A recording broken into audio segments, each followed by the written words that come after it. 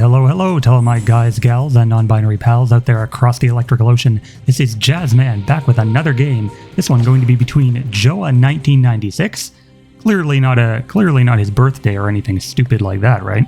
And then Armabillo playing full faction Kathir Forest. Joa, of course, rocking that Forglar Swamp full faction action.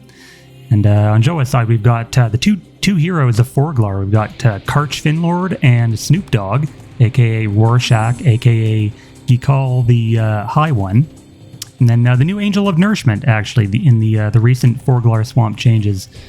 So Angel of Nourishment got basically a complete redesign away from her original formula, which was basically sit back and spam Transfer Life, never die because regen 3 and intensify.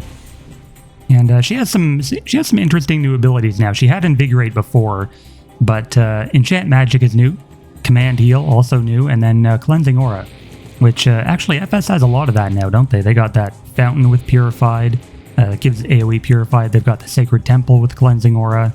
They've got Almsgiver. They've got a decent amount of cleanse options, but unfortunately none of them are instant. And instant is what Joa might be hoping for here against Armabillo's deck, which seems to be just good stuff KF meta, maybe a splash of Illuminate synergy going on here with the Aurora champions.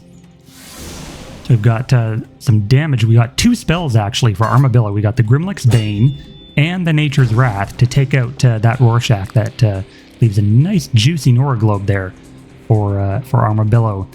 And what exactly is Nora anyway? Is it, like, I don't know, this is seeming like a random tangent, but I've always wondered, like, champions drop Nora Globes when they die. It's like, well, is it a solid? Like, it's a solid, right? But then, so do champions all have a Nora Globe inside of them? Like, all the time? And then it pops out when they die? Or is it just sort of like their essence dissolving into the air and then coalescing into a globe? And then what happens if you redeploy that same champion later on? Like, where does that come from? I don't know. But what am I even talking about? Let's commentate on the game. We've got Karch leaping boldly into that font.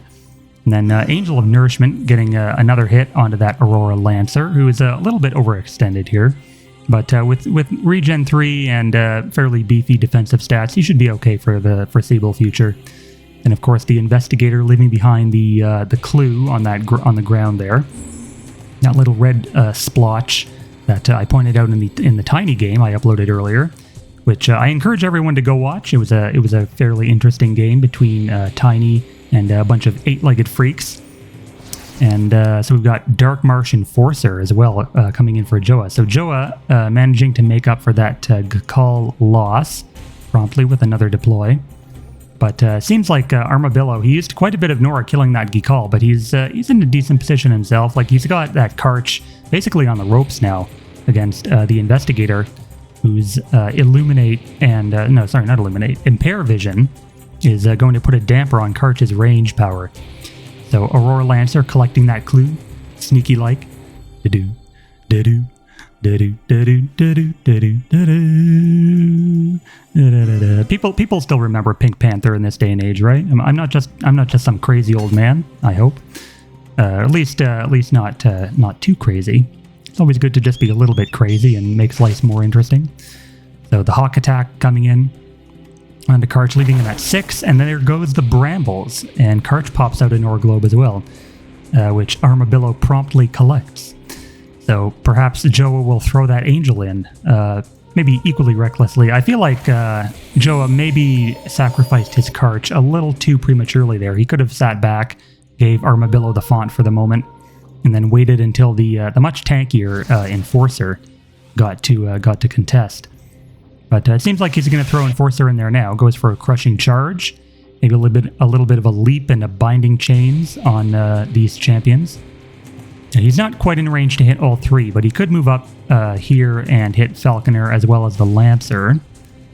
But definitely Joa a little bit behind after that early spell spam from Armabillo. So he does go for the Binding Chains and then deploys a nice chonky Swamp Guard Crusher, who actually took Domain Water upgraded, which unfortunately for Joa is going to be more or less a sandbag on this map until he can drop down some water from his rune dock. a Tide Master's Bandolier or a Flood or something like that. So Aurora Lancer choosing not to hit the Enforcer and potentially kill it. He's deciding to Aurora Lance the Swamp Guard Crusher.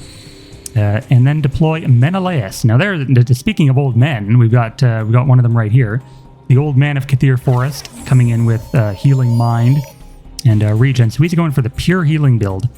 I always hate facing Menas with Debilitate. I think Debilitate at 7 range is crazy strong.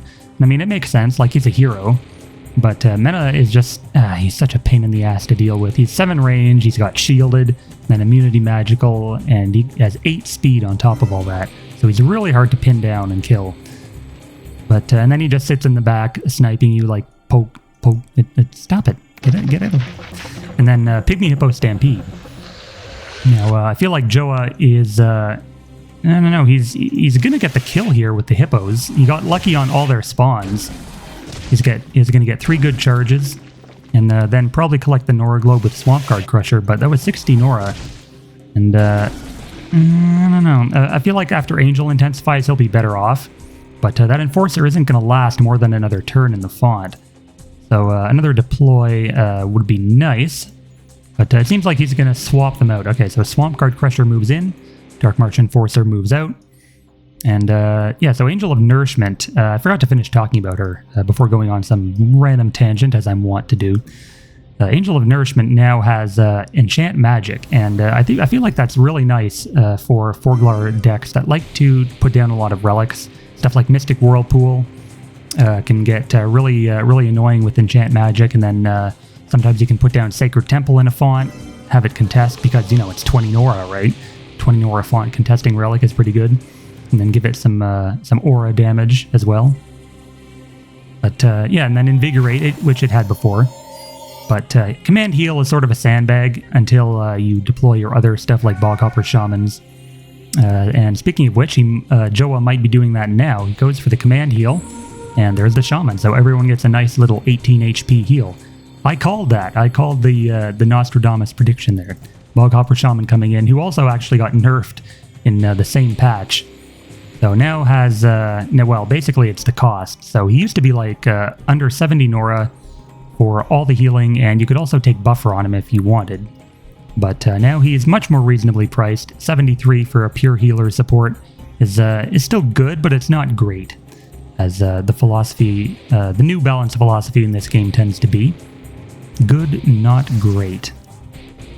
So we've got Invigorate, again, onto that Enforcer. Maybe going for another Binding Chains, which did have its cooldown reduced earlier from all those attacks. And then Swamp Guard Crusher, if only he still had Clamp on base. He could lock that Falconer down and ensure a kill on the next turn. But Joa definitely doing the right thing here, not letting Menelaus sit back and poke him unimpeded. Aurora Investigator trying to do the same thing as well. So I feel like Joa should probably move like right here. Okay, never mind. Well, I thought he was going to go in for an attack on the Falconer, but I guess avoiding a double tap from Falconer is preferable at the moment, since Armabillo does have 2 hits with Mena, as well as 1 Illuminate hit with the Investigator. Now, Joa might be in a little bit of trouble here if Swamp Guard Crusher dies, and it looks like it's going to after all that ranged spam that Armabillo is putting out. I was thinking maybe like a Bubble of Protection could come down after Crusher got those globes, but nah, he didn't have the Nora for it. Hoping that the Boghopper Shaman healing would have been enough. So yeah, that's a shame. The Crusher goes down without really doing much. He tried so hard, and he got so far, but in the end, it didn't even matter. That's how that goes, right? Angel of Nourishment is in range for a double tap. And Enforcer can gather the globe to his credit, but that will be all he'll be able to do, since that Falconer is at full HP, and I don't see Joa taking it out this turn. Not with the damage he's got on board. So 8 damage more from the Enforcer. Maybe another leap into a Binding... Well, no, Binding Chain is on cooldown at the moment. But Joa not giving up after losing those champions. Dropping the Dark Marsh's Zealot.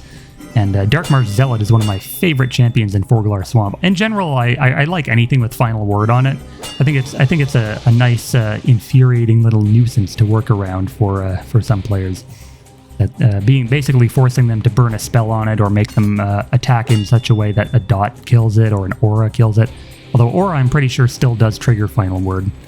But there's the Thorn Collection, which doesn't... Oh, it does finish off. Yeah, tough 2. I forgot Thorn Collection got buffed by 2 damage for no reason at all.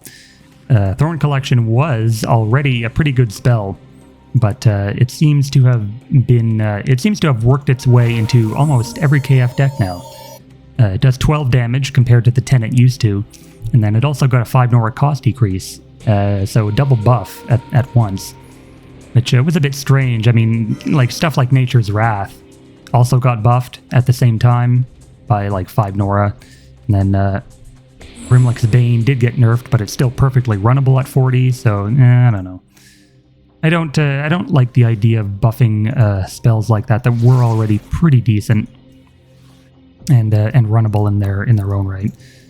But Swamp Thing coming in here for Joa, and the Tidal Wave might be a pretty big help here if you can manage to drown something like that Elven Ancestor.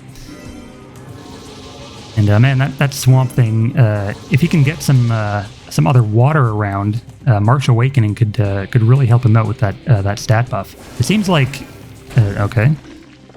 Yeah, I guess Armabillo forgot about Final Word, or maybe just didn't care. He killed his Elven Ancestor for not really much. Like, he could have saved Nora for another spell, maybe. Or maybe that's all he had. Maybe Grimlick's Bane, 1 Nature's Wrath, and 1 Thorn Collection is all he runs. But Elven Statue coming in here, as well as Elven Strategist. So a little bit of elf synergy here going on for Armabillo.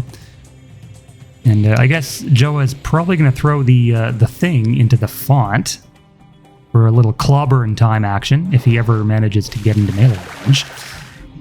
But for the moment, we see a Tidal Wave, and there's the Drown. So Armabillo just lost 2 champions here, and Boghopper Shaman, fearing no old man, runs right up to that Mena and gathers the Globe. So a little bit of a nice turnaround here for Joa. So when in doubt, just keep throwing champions into the font. That's really all Joa has done so far this game. And I mean, I guess it sort of paid off for him. I mean, he has the thing, he has the intensified Angel, and Armabillo sort of just has Menelaus to work on the damage side of things. Falconer does, to his credit, have 16 damage from all the buffs. He's got Commander, Battlemaster, and Warbanner, plus the... oh no, he doesn't have Domain. I'm pretty sure Domain is an upgrade, but Forest Front is the one that Armabillo has chosen. But Elven Strategist with that Honor Coin, giving both Commander and Battlemaster buffs to all of Armabillo's champions. And it's sort of something you really have to watch out for when you're playing against Cthir Forest. They can drop basically a ton of damage from out of nowhere with stuff like Inspiration, the Battlemaster Coin strategy. And then, you've got your other buffers, like Warcaller Fiorin with Horn of Cthir, that can really just put out a surprising amount of damage from seemingly nothing. So the 16 damage and Reverberating Blast, actually onto that 16 damage Falconer. I'm really hoping that Joa read the patch notes and realizes that Reverberating Blast does not stun anymore. But maybe he was just doing it for the damage. He seems to be trying to kill the Falconer, but without the defense decrease from the stun, I don't think he's going to do it. Does paralyze the Strategist for the time being, but Cthir Forest does have access to a lot of cleanse. They've got the Herbal Antidote, they've got the Cleansing Emerald, and you can also even use Swift Wind for a pseudo cleanse if you want, because the Unstoppable that it gives removes Paralyzed. So there's the Swamp Thing healing up for a little bit more than normal because of Angel's Command Heal. Boghopper Shaman currently on the front lines. Maybe... Oh, alright, and Armabillo actually takes that game. I did not expect that surrender at all from Joa. But, alright, well played to both, and we'll see everyone in the next one.